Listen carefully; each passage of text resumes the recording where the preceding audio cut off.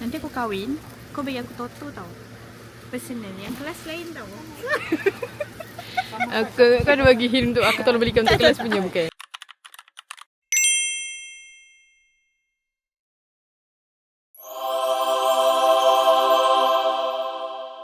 Pegang aku.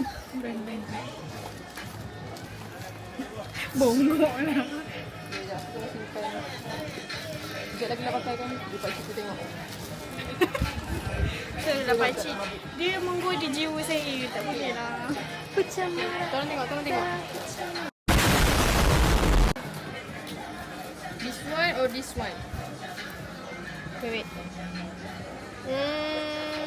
Sikit. This one or this one? Kanan ke kiri? Saya vote Kanan. kanan.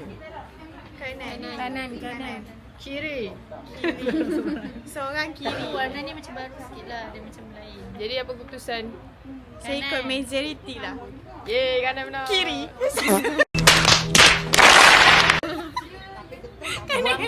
Buang kamera dia. Dah, aku balik dulu. Jari tak boleh buat straight.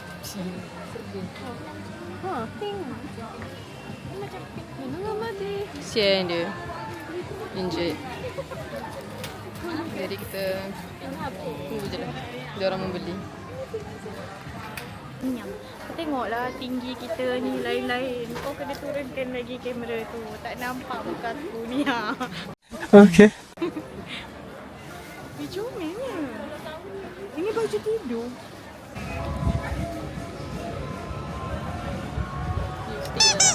Ya weh. Apa dia? Dah lipstick tak tambah. Apa ikut? Apa?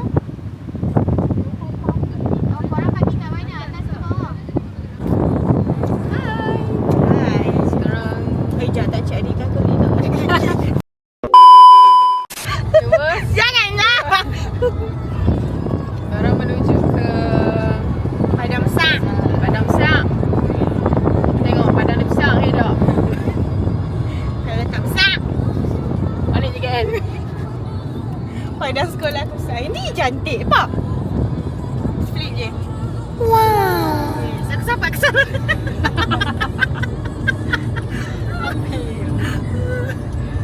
Tak apa je. Okey boleh dah. Macam ni lah. Aduh. Behind the Aku scene. kecil aku.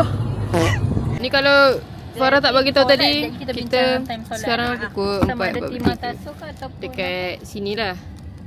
Tengok Padahal OTV dalam je. jam sekarang kita tengok jam pukul 5.40. So sejam bagi dekat orang tempat. sejam lewat. Sini dah ikut jam tak. Hari ni berapakah jumlah pengeluaran anda? Tak tahu Diba bayar. Payment by Diba. Successful.